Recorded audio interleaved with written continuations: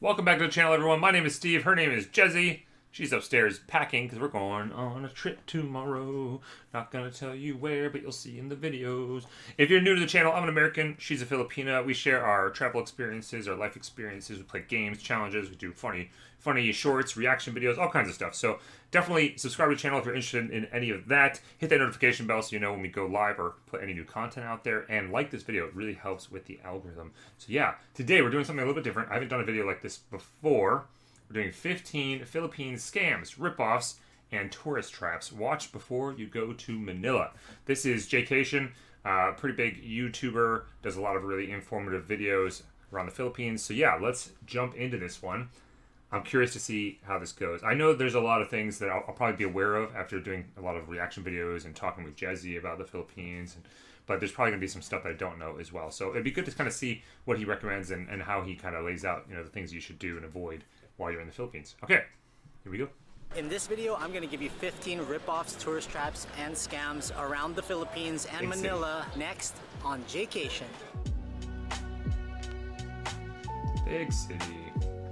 Look at the size of that city. Oof, it's so big, isn't it? There's the bay there, Manila Bay. I don't know what highway this is, but I'm assuming it's a very well-known main highway.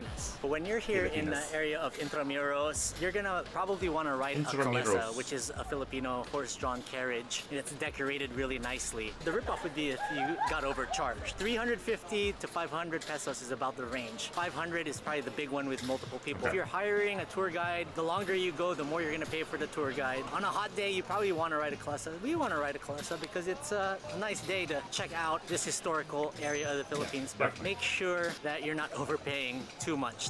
You hear about this with taxis as well. I wonder if he'll cover taxis at some point in here. But yeah, this is Intramuros, so it's just like, it's very central, right? The old district with the fort and all that.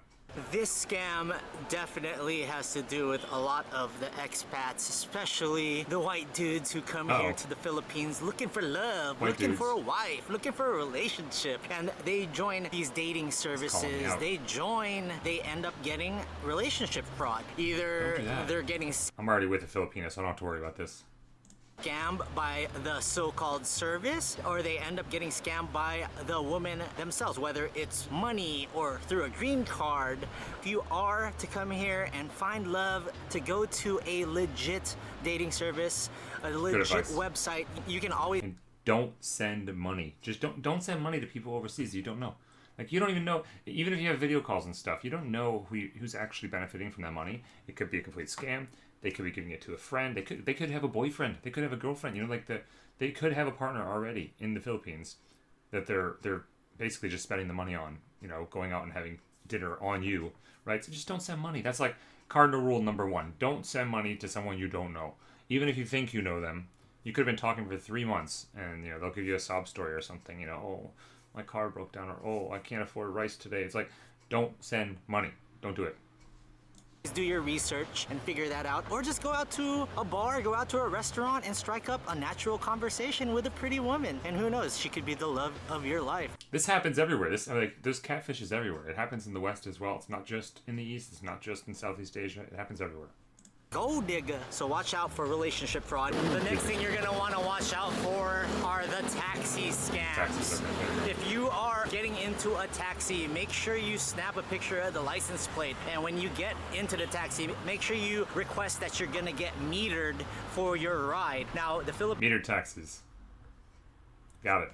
Or take a ride on these jeepneys. Philippines, the safest way to ride around Manila is to take a Grab, because it's done through an app. It's a lot like Lyft and Uber. You are tracked on there, and it is a legitimate app that drivers and riders can use to make sure you don't get scammed like you would in a taxi. My friend Haley Dasovich, she got scammed into a taxi from the airport once, and her video blew up. It got millions of views. You don't want to end up becoming one of those scam people, though. It really sucks. They tried to do it to dad. You don't want to end up being one of those scam people. It really sucks. Unless you get 1 million views on a YouTube video. Then it's okay then. When he was here in 2018, he told them to screw off and gave him what they agreed upon initially. So make sure if you're riding a taxi, you get it metered. Watch out for the water sports and motorcycle and 4x4 scams.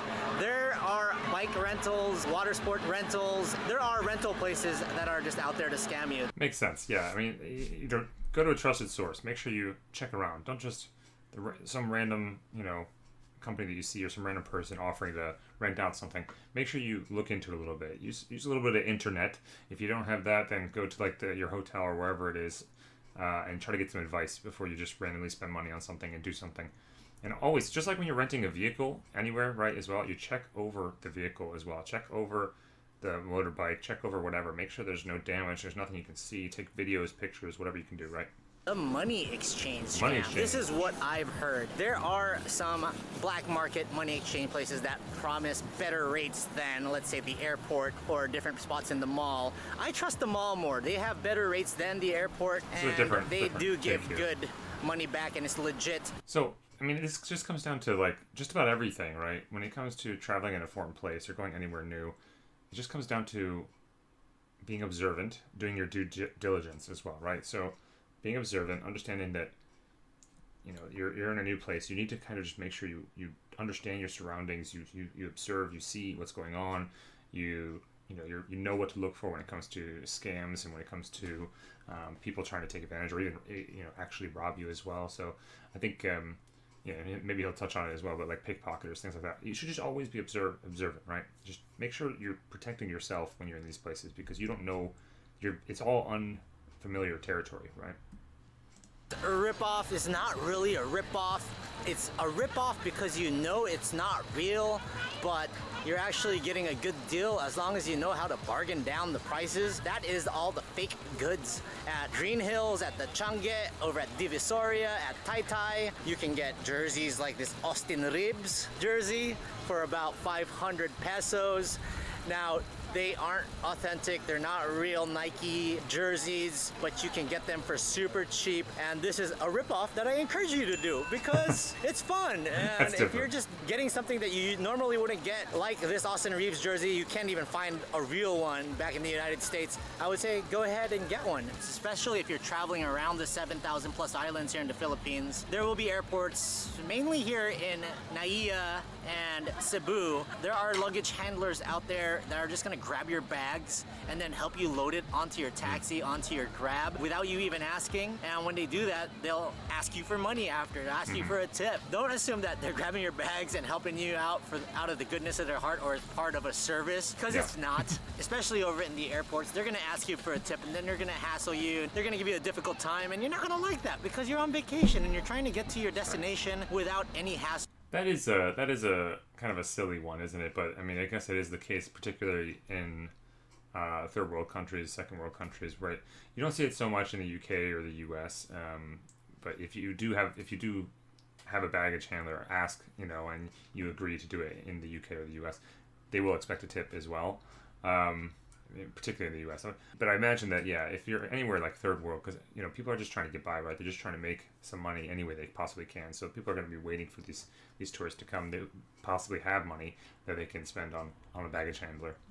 This next ripoff isn't really a ripoff unless you are unaware of it. Most of the sit-down restaurants, especially here in BGC and around Manila and the Philippines, they do incur a 10 to 15% service charge. Sometimes if you don't look at your receipt and see that in the itemized column there, you wouldn't even know that you got charged the 10%, and then you might have that westernized mindset of leaving that 15 to 20% tip that's always expected in America. Very debatable. It's been getting crazy over in America, the tipping culture over there, but that could be debated. I will say this too, like he's mentioning the gratuities added in the check. You do see that a lot now in the UK, not so much in the US from what I remember, but in the UK you do see a lot of times the gratuity is added into the check already. So I only tip on top if there isn't a gratuity already added into the check. So if they're already, it's already something I look for when I'm looking at the receipt. When I get the receipt to pay the bill, I'm already looking, is there a gratuity added in? If it is, then I'm not going to give a tip. Unless the waiter or waitress was extremely good, then I might give them a little bit, right?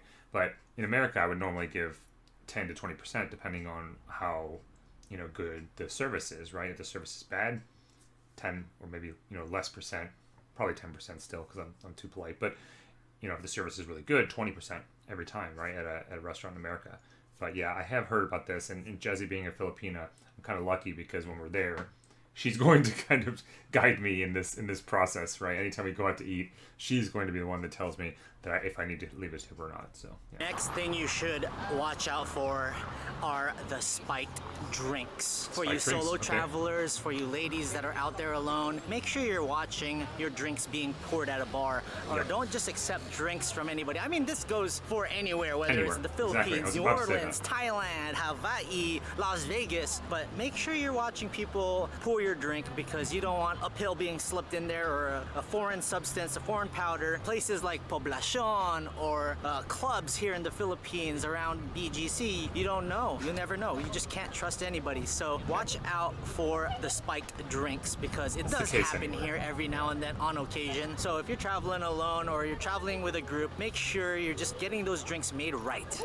The next thing that you need to watch out for here in the Philippines are the closed attraction scam. It probably happens the most here in Intramuros, especially on Mondays, because Mondays a lot of the businesses are closed, like today. Well, you will be approached by a random person saying that they're going to give you a tour, they'll be your personal guide, you'll give them the money, but everything is closed. Like right now, San Agustin Church is closed, and other churches and museums around the Intramuros area are closed. Third thing to watch out for, just be cautious of, are the food vendors around Manila and around the country. Some are not officially licensed, and some you're going to get really good cheap deals, but you don't know exactly where the food was acquired, and you don't know exactly what you're eating. So that scares me a bit. I'm a bit, I don't think squeamish is the right word, but I do have a funny thing about germs and food preparation, all that. So I was a vegetarian for a long time, and part of the reason was because I didn't like the way that meat was prepared, and I had some bad experiences with meat. And I'm eating meat now again, but I am still very much aware and observant of how the meat is prepared. And if I don't like the way it looks when it comes to me, and it doesn't look like it's been prepared well, it puts me off big time. So I think I'm gonna not struggle, but I think I'm gonna be a little picky when it comes to street food vendors. I'm gonna have to make sure that they're popular. That they're not just some random one in the middle of nowhere, right? That there's a good reason they've been there for a long time. They're hopefully licensed, that kind of stuff. Just be very careful with food vendors here, because you might get ripped off in a different way, and that's a health way where your stomach just gets destroyed. So just be careful with food vendors. Unfortunately, there is a poorer side of the Philippines, and you're gonna encounter beggars, especially here in Manila and the old Manila part. There's kids, there's adults, there's grandmas, grandpas that will come up to you and ask for money or ask for food in different ways. There are times where one kid will come up to you and ask you for money, then you give them money. Next thing you know, there's a horde of kids surrounding you. And this is when you're walking by yourself around Luneta Park or around here in Intramuros. Use your best judgment. If you want to give money to people, just use your best judgment. If you find it in your heart to do it, go ahead and do it. But just watch out, because sometimes they will multiply and they'll be all around you. I'm not talking about... I have seen this a lot in videos. I've seen this with a lot of tourist videos, particularly around Manila. But yeah, well, they'll be in a poorer neighborhood and they'll give something, maybe it's candy, to buy candy for a kid, and all of a sudden they're just like a whole swarm of kids around them, right? And I get it. So I think it's more, just like you said, if you want to give out money, give out money. If you want to give out, things, buy things for people, do it. But just be aware that you're probably going to have more people asking for handouts, constantly. If you do provide it to one person, more people are going to come and ask for the same thing. About it being a ripoff, I'm just saying use your human judgment. And if you do have the money to take care of them, it's up to you to do that. Your next ripoff, you won't... Do you think that happens more to Westerners? Like, so say me being a white guy, if I'm in Manila, I'm going to stand out a little bit more, right? So do you think it happens more to people like me, or do you think it happens more to like people from like East Asia, like Japan or Korea or China, for example? I guess you can share in the comments if you guys have any experiences with this, but have you seen different people being not necessarily swarmed but asked for money, asked for things in public, and kind of what was your experience with that?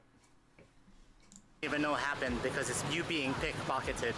And these would happen in places like Divisoria or 999 or even Green Hills if you're not careful. A lot of people like to take precautions by wearing their backpack forward or wearing those side bags, which I don't really like because I'm not that hip. I usually use a money belt and tuck it in between my waist and use zippered pockets for my cell phones. You put your phone in an unzippered pocket and you leave it there just for a half a second in a crowded area, it can be taken from you. Believe me, I lived in Barcelona for years and I've heard a handful of people losing phones in the Rambla area, but here in the Philippines it can. It's really bad in London as well. Like if you're walking around with your phone like this, there's people on bikes that just will drive by and swipe your phone right out of your hand. So I definitely, again, it comes down to being observant, but like you said, some people have like we call it in America like a fanny pack, you know, you go along the front, but you can put it across the chest right here. For me, that's like the safest. So I have one of those, you know, bum bags, whatever you want to call it, bum bag, fanny pack, whatever, and just wear it across your chest. Very hard for somebody to approach and get into that without me noticing it. Even if it's a crowded train or something, I'm going to be aware of what's right in front of me, right? So that's what I typically do. And like if I'm in London as well, instead of putting my cell phone in my back pocket like I normally do, I put it in my front pocket because there's no way someone's going to grab it out of my front pocket without me noticing. So yeah, it's just those kind of things, right? Just make sure that it's in a place where it's very secure. Happen as well, especially in Metro Manila. You're sweating, a lot is going on. People are pursuing you for a tour or pressuring you to get on a kalesa. Next thing you know, somebody swipes you. It can be a kid, it could be a grandma, it could be a grandpa, it could be somebody that looks like you. So just be careful because they come in all forms, shapes, and sizes. Your next ripoff would be from an airlines here in the Philippines when you're doing inter-island flights or even leaving the country. They will nickel and dime you if you go overweight, even just a little bit. Okay. Maybe half a kilo over or 2 kilos over. Right behind me is Solaire, where you can do some legit gaming, but there are shady card dealings out there, especially in the Manila area. If you go to maybe Chinatown or areas in Makati or parts of the hood, they will have illegal gaming going around in a back alley somewhere, up a stairwell, behind a dive bar. You don't want to get into that because they're gonna make you win at first, and then next thing you know, you're slowly gonna start losing money, and then bam, you've lost all your money and you're in trouble. It's like something out of a movie. There are illegal card games around, but resorts and casinos like Solaire and Okada are around, and you can gamble legit. If you wanna gamble, just go to the casino. Go to the casino. Go to the registered place. Don't go with some back alley. They're always trying to scam, right? I would never trust anyone in a back alley playing, you know, even on a street playing some random. It doesn't have to be a back alley. When I say back alley, I just mean like a street or, you know, a non-licensed premises. I think anytime you think of that, like, I don't know. To me, that just screams scam. So I would waste my money on that.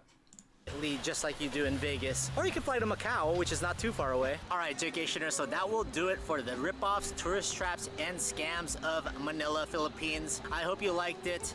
Thank you, Jaycation. That was really informative, and you know, I hope that this helps with some tourists and some people that are planning to go to the Philippines as well. I think that most of this applies to all of it. Pretty much applies to anywhere you go.